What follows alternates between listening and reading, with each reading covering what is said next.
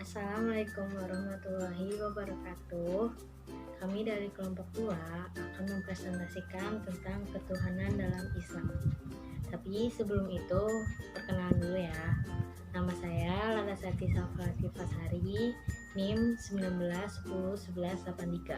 Selanjutnya, Saya Galendrawan dari kelas S1 07F. Saya Dika Kusuma dari kelompok 2 dengan nomor induk mahasiswa 19101174. Oke, kita mulai ya. Jadi yang pertama, fitrah kebertuhanan dalam diri manusia.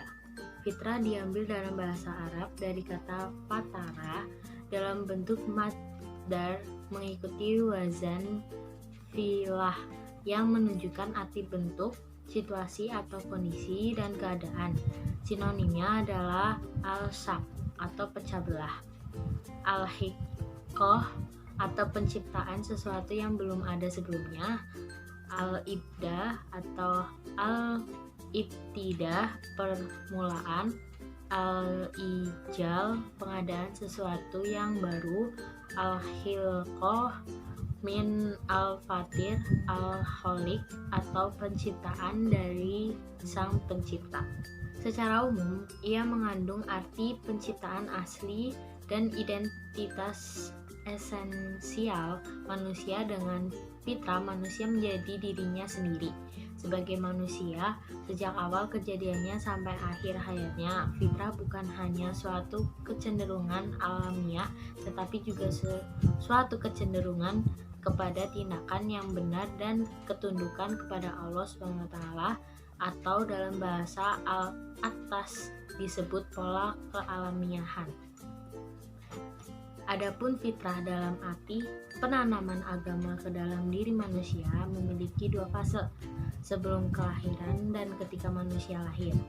Fase sebelum kelahiran terjadi pada saat manusia masih berbentuk roh, seperti yang terdapat dalam surat Al-A'raf ayat 172 yang artinya, "Dan ingatlah ketika Tuhanmu mengeluarkan keturunan anak Adam dari sulbi mereka dan Allah mengambil kesaksian terhadap jiwa mereka seraya berfirman, bukankah aku ini Tuhanmu? Mereka menjawab, betul, engkau Tuhan kami.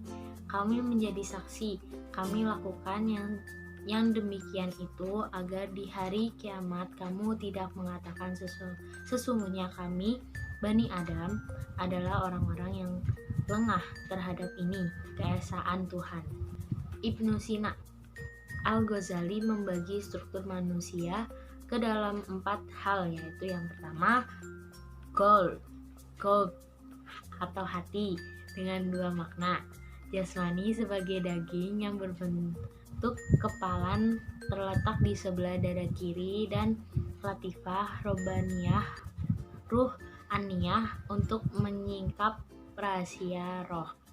Yang kedua, ruh yang terdiri dari unsur rohani yang bertempat pada jantung yang membuat jantung berdetak, dan unsur rohani yang maknanya hanya diketahui Allah. Yang ketiga, nafs yang bermakna kumpulan dari daya godob dan syahwat yang melahirkan akhlak buruk dan kecenderungan untuk berakhlak baik. Keempat, akol dalam arti ilmu, sebuah kemampuan untuk menangkap suatu ilmu.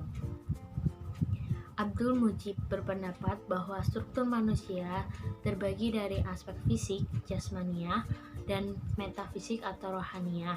Hubungan antara keduanya melahirkan aspek fisik sekaligus aspek metafisik manusia yang disebut dengan aspek psikofisik atau nafsani yang terdiri dari hati, akal, dan nafsu. Jadi untuk perkembangan pemikiran manusia itu sudah ada zaman dahulu atau zaman primitif sekalipun. Tapi dalam zaman dulu itu sangat berbeda. Ada 2 konsep, yaitu konsep batin dan konsep lahiriah. Sedangkan untuk penelitian rasional itu maupun pengalaman batin. Nah, untuk proses perkembangannya pemikiran tentang Tuhan itu ada 5. Yang pertama itu dinanisme. Nah, dinanisme ini itu mempunyai yang maksudnya itu roh tapi dalam bentuk benda. Contohnya kayak benda-benda padat itu dia mempunyai adanya roh. Nah, yang keduanya animisme, itu roh dalam bentuk wujud, contohnya kayak hewan, manusia, terus tumbuhan. Yang ketiga ini politisme. Politisme ini perpaduan antara dinanisme dan animisme, yaitu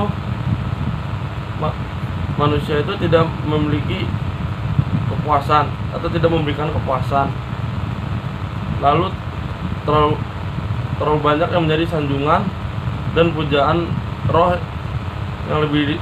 yang lebih dari, dan kemudian disebut dewa. Yang keempat ini henotisme. Henotisme itu hanya yang satu dewa tapi yang bersifat nasional, contohnya kayak presiden gitu, dari beberapa negara kan berbeda-beda, itu juga bisa disebut dengan henotisme tapi dalam bentuk zaman dahulu. Yang kelima ini monotisme. Monotisme ini itu hanya bersifat internasional. Jadi contohnya kalau dalam agama Islam itu Allah, sedangkan untuk agama Kristen itu Yesus, sedangkan dalam Buddha itu patung atau apa. Nah, untuk pemikiran umat Islam tentang Tuhan itu dulu itu ada 2 kelompok. Yang kelompok pertama itu Jabariyah, yaitu mengatakan bahwa Tuhan itu mempunyai kekuatan mutlak dan tidak bisa diganggu-gugat. Dan di pihak lain itu Qadariyah, yaitu paham mengatakan bahwa manusialah yang menentukan nasibnya. Nah, yang menentukan nasibnya itu ada 5 asas. Asas yang pertama itu meniadakan sifat-sifat Tuhan dan menetapkan zatnya. Yang kedua itu janji ancaman Tuhan, keadilan Tuhan, dan posisi di antara 2 posisi, amar ma'ruf dan nahi munkar. Sebaliknya, untuk aliran Jabariyah itu berpendapat bahwa Tuhan mempunyai sifatnya itu sifat 20, sifat 13 dan maha sifat. Pengakuan mereka dalam Allah itu telah ada dalam Al-Quran Ankabut ayat 61 yang artinya jika kepada mereka ditanyakan siapa yang menciptakan langit dan bumi dan menundukkan matahari dan bulan, mereka pasti akan menjawab Allah. Dan dengan demikian seseorang yang mempercayai adanya Allah belum tentu berarti orang itu beriman dan bertakwa kepadanya. Sifat-sifat Allah adalah sifat-sifat yang sempurna dan tak terhingga bagi Allah, dan kita sebagai hambanya wajib mempercayainya.